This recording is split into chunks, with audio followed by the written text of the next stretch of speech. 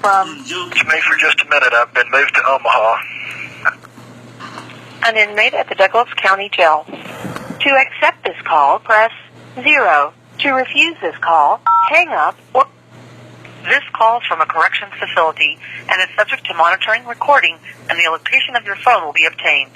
For more information about our privacy policy, please visit www.connectnetwork.com. After the beep, press 5 to accept this call. This call is from a corrections facility and is subject to monitoring, recording, and the location of your phone will be obtained. Stay on the line to accept this call. Thank you for using GTL. I don't consent to recording of this call. Is this ready? Yeah, sorry, I hit the wrong button. It was a mistake.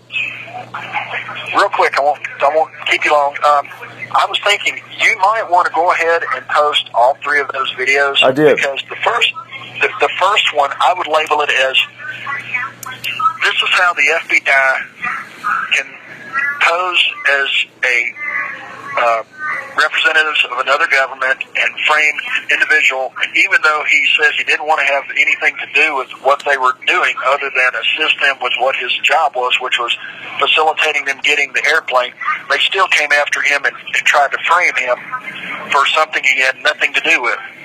And now they're using him as leverage to try to railroad an innocent man into prison for claiming that they found a rifle in a plane that they claim was secured for 2.5 months.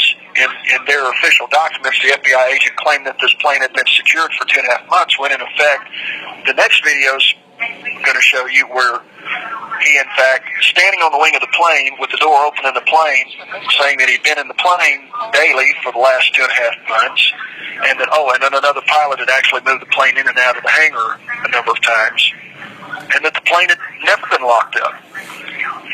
And he offered the people there, the FBI agents who he thought were with the Chilcote Nation, to go ahead and get whatever they wanted out of the plane. Well, they didn't want to get in there at that time. Why would that be?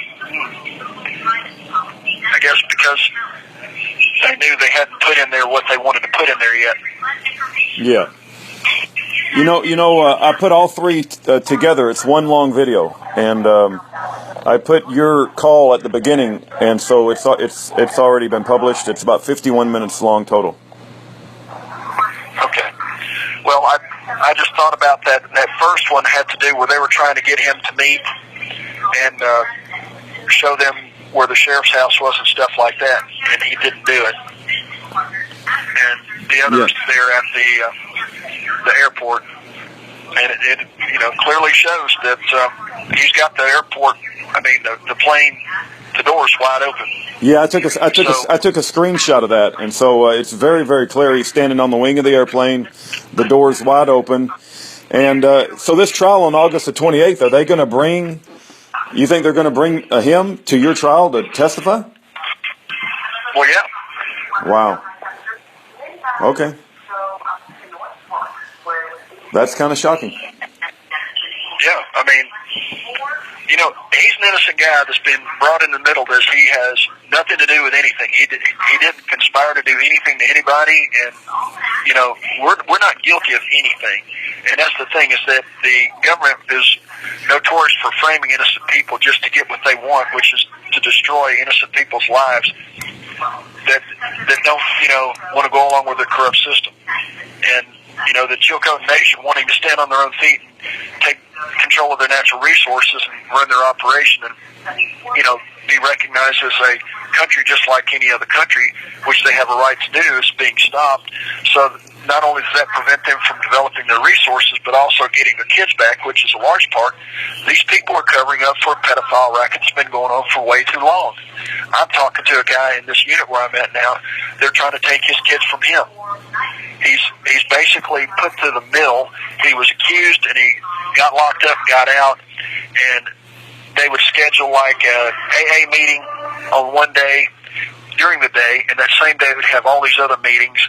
And the guy's in construction, so he works during the day, so he has to take off that day. But it's like every day of the week, they create scenarios where he's got to be at their appointments instead of doing them later in the evening after work.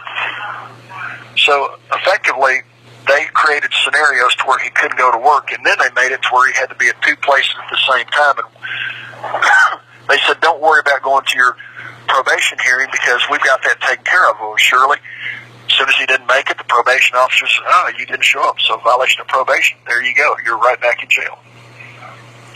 Yeah. It's an entrapment. The FBI, I'm calling for an eradication, discrediting, and dismantling of the FBI within the United States. They are such a wicked organization, and it's not just a few bad apples at the top. The entire organization has become institutionalized evil, and they are an enemy of the American people. Yeah, and the fact is that when they arrested me, they took that building apart. I mean, they were taking ceiling tiles out. I think from what I saw, they were trying to take the commode up out of the floor. They literally took this little bit of building apart, and then, you know, I was told that they searched the hangar. Well, there's only 3 little planes in that hangar.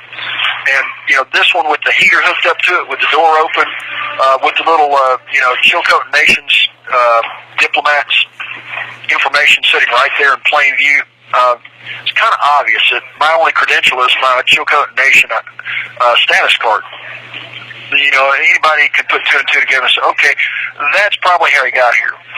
You know, and then I'll send you a copy of the report from the sheriff where he said he, you know, talked to Reverka later that afternoon, and he said, well, no, the guy didn't have a car. He was, you know, when I got there, he you know, he's there with his airplane, and you know, he referred to the FBI as a bunch of idiots. Let me, you know, we had a conversation before, I don't know if you recall, but you said, and I haven't spoken to Ken Hovind, and I don't know exactly what he would say, but I'm going to take a guess on what he would say. But you said, would he have done anything differently when he went to jail, you know, for structuring? With his first trial. Would he have done anything differently at his first trial? Well, I remember him telling me, I remember him asking a similar, I remember me asking him a similar question when he was calling me from prison. And, you know, his lawyer said, don't put up any defense. And his lawyer convinced him not to talk and not to, you know, defend himself. And so he didn't put up any defense. And he ended up paying this lawyer like $160,000 or something like that. And he ended up going to jail for 9 years. So I think, and I hear often, not just from Ken Hovind, but everybody that I talk to in prison, they say, I would get rid of my lawyer and represent myself. Almost, they all say that. Same with the guy we listened to. Yeah, that's the thing. I'm sitting here watching these Dr. Dino videos, and it's like Dr. Dino can put up a better dissertation on the facts of what's going on and explain it in such easy terms that anybody could understand. I mean, you take and get all your money and it comes in and you put it in one account, and then you put it in other accounts that you're writing checks through because you don't want to have a whole bunch of money in a checking account that somebody could write a bad check on. I mean, that's common sense. In most corporations, that's what they do. And to say he's structuring, which was a law designed to stop drug trafficking and money laundering stuff, has nothing to do with Dr. Dino's ministry. I mean, totally, it was a frame job because they don't want him exposing that there's a real God, there's a real creation, and the globalist agenda of forcing people into a belief system of that you came from a cosmic guru or something is just stupidity and nonsense. And the same with global warming. Theirs is a religion of people that are anti-God. Yeah, no doubt about it. It's a horrific miscarriage of justice that they put his wife in prison for a year, and he went to prison for 9 years. Then they tried to keep him in prison for another 20 years. So, but I do think that a common thing that I hear from many prisoners is you have 60 seconds. I would get rid of my lawyer and just handle it myself, because nobody wants their fate to be handled by a lawyer who's going to sell them out, and they have allegiance to the bar. And as soon as a judge comes down on them, they're not going to sacrifice their career for you, Mike. You know. No, not at all. Not at all. Then they're actually working against you. Every lawyer I've ever had has worked against you, and you know, therein lies the problem. And you know, Kemp should have been able to sue that guy, but where are you going to sue him? In their own courts? Yeah. Right. Well, anyway, that's the only suggestion I had. If you were going to break it apart into 3, that way at least you can. The first part is shorter and it shows exactly how they're trying to frame him, and that way people don't have to watch through the first 15 minutes to get to that. If it was broken up into 3, they might want to go back to that, because it's easier to do that than to try to, you know, fast forward and find something. So people that don't have a lot of time aren't going to sit there and watch through a 50-something minute video. Converting that thing to Thank you for using GTL.